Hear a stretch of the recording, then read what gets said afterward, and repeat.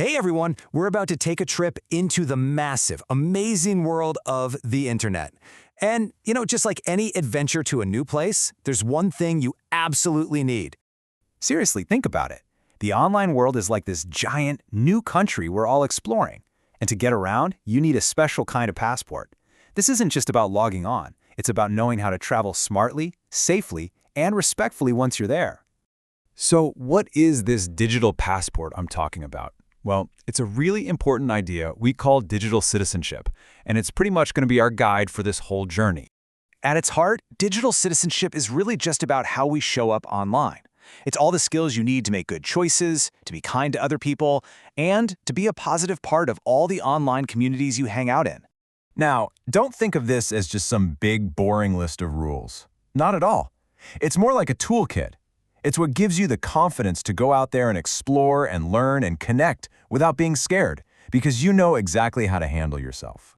And just like driving a car, there are some rules of the road that help keep everyone safe and make the trip better for us all.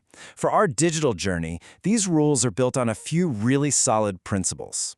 We're going to focus on three main pillars that are going to support you everywhere you go online: how you treat other people, the tracks you leave behind, and how you think about all the stuff you see.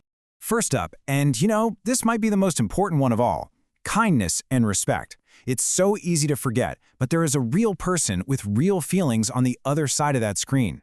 Treating them with the same respect you'd want face-to-face, that's the absolute foundation of being a great digital citizen. This is something you really have to let sink in. The things you type, the pictures you post, they have a real impact. It can be positive or it can be negative, and that impact can last for a really, really long time.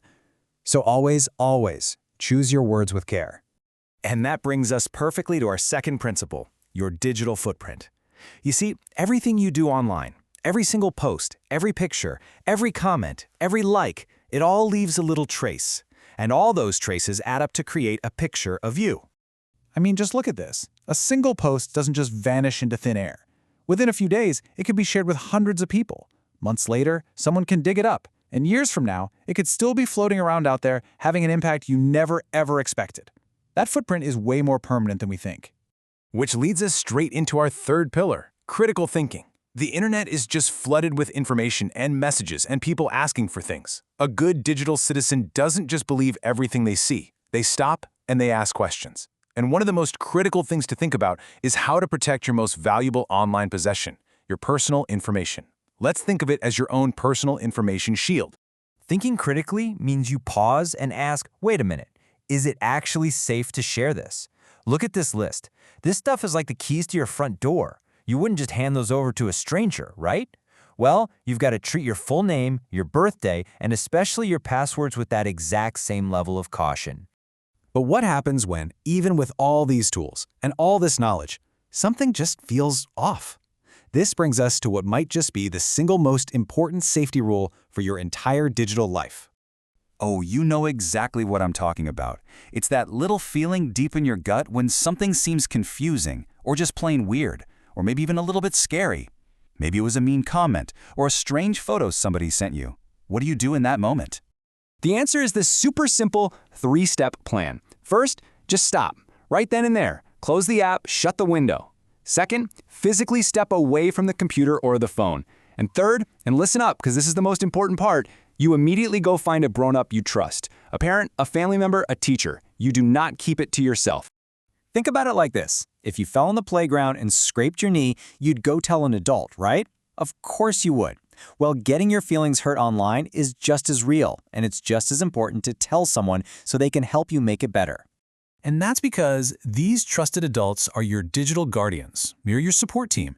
They can help you figure out what happened, help you stop a bad situation, and make sure you feel safe again. They really are your best helpers on this journey. Okay, so we've covered how to be a safe, smart, and responsible traveler. But the real goal of digital citizenship, well, it's even bigger than that. It's about going from being just a tourist to becoming an architect of the internet itself. This chart lays it out so clearly. You can be a passive user, someone who just scrolls and consumes and follows what everyone else is doing, or you can be an active architect, someone who thinks critically, who actually builds positive spaces, and who uses their voice to be an influence for good. Because ultimately, this journey isn't just about protecting yourself.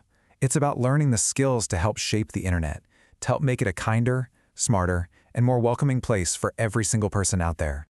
And that's the big question I want to leave you with.